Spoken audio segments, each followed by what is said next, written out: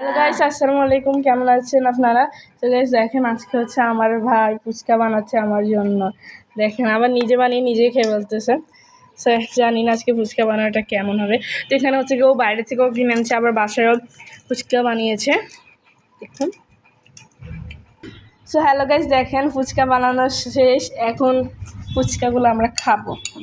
তো আমি একটা নিয়ে খাবো এখন। দেখেন, তো এখানে হচ্ছে কি সবাই বসে গেছে যে ফুচকা খাওয়ার জন্য। তো এদিকে আমার ভাইও বসে গেছে। এখন নিয়ে খাওয়ার পালা।